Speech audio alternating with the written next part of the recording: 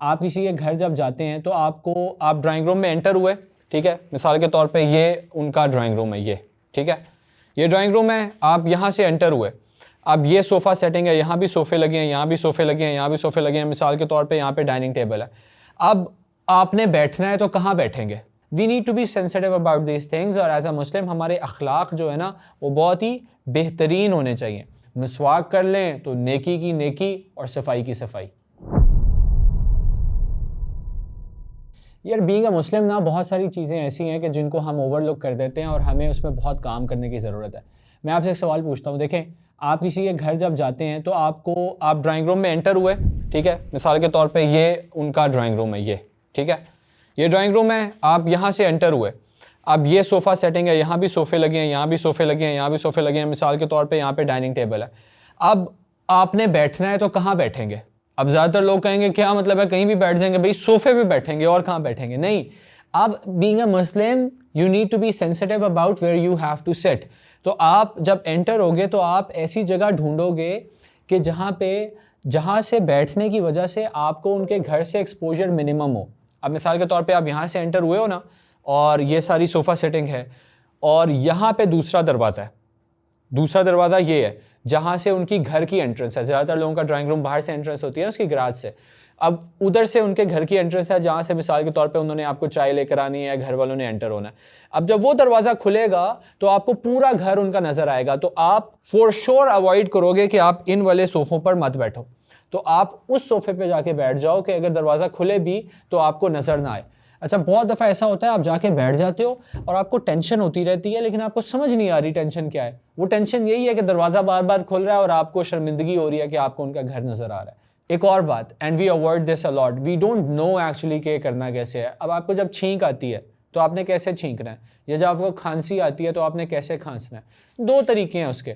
एक तो ये है कि आप ये सारे लोग बैठे हुए हैं ना, मिसाल के तौर पे ये टेबल है जिसमें मैं बैठा हूँ, अब यहाँ भी बैठा है, यहाँ भी बैठा है, यहाँ भी कोई बैठा है।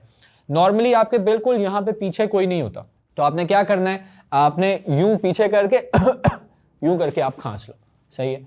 या दूसरा तरीका क्या है कि आप अपने यहाँ से अपनी एल्बो से अपने मुंह को कवर करो और करके आपने खांस दिया। अब लोग क्या करते हैं, ये रख के और समझते हैं मैं बड़ा सोफिस्टिकेटेड हूँ, दायां हाथ मुंह पे रख के खांस दिया, और भाई सारे जर्म्स तो तुमने अपने हाथ पे लगा लिए। अब लोगों से सलाम लोगे तो दिस इज़ नॉट राइट, सही है। अच्छा, एक और चीज़, अब आप किसी के घर वॉशरूम जाते हो, अपने घर भी वॉशरूम जाते हो, तो जब आप वॉशरूम से नहा के निकले हो तो आप वो जो वाइपर छोटा सा पड़ा होता है, भाई वो वाइपर लगा लो, थोड़ा सा साफ़ करके निकल आओ हैं। अब आपने दाढ़ी रखी हुई है, दाढ़ी रखने का शौक़ है, मुसलमान बनने का शौक़ है, मुसलमानों वाले काम करने का शौक़ नहीं है, वज़ू किया है कहीं पे, अब वो वज़ू करने के बाद दाढ़ी के जो बाल हैं वो वहाँ पे ही पड़े हुए हैं, यार भाई उठा लो, वहाँ से उठा के। आपको कितना टाइम लगता है कि एक दफ़ा बेसन में यूँ करके हाथ भी मार दो, बेसन ज़रा साफ़ हो जाए, अपनी गंदी बलगम भी वहाँ पे छोड़ी हुई है। तो ये छोटी छोटी चीज़ें होती हैं जिससे इंसान ज़रा अच्छा मुसलमान बन जाता है, और लोग भी उसको देखते हैं तो वो कहते हैं कि भाईजान वाकई है। अच्छा, एक और चीज़ है, अब देखें आपको फ्लू हुआ है, चौथी बात बता रहा हूँ, फ्लू हुआ है, अब आपको नोज़ी आ रही है, अब आपने अपनी नोज़ी कैसे साफ़ करनी है? सॉरी ऐसे और कैसे, यूं करें और यूं करके यूं कर ले और सर सुड़प करके जो है ना ये भी कर। Don't do this, don't do this.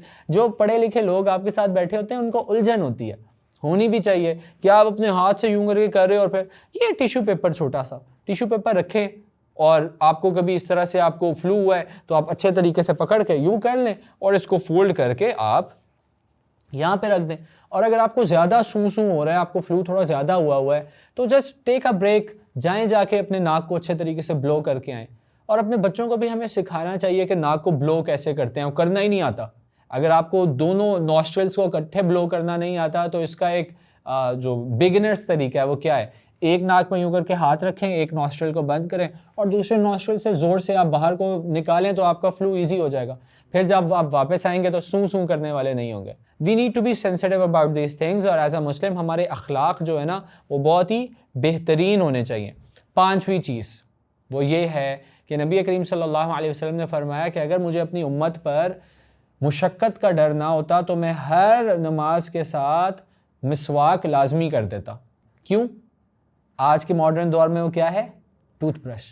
तो अपनी ओरल हाइजीन का बहुत ख्याल रखना। मुंह से स्मेल आती है लोगों के, मुंह से स्मेल नहीं आनी चाहिए। अपने दांतों को अच्छे तरीके से ब्रश करें, कोशिश करें जब भी आप वज़ू करें साथ अपने दांतों को ब्रश कर लें, मिसवाक कर लें तो नेकी की नेकी और सफाई की सफाई।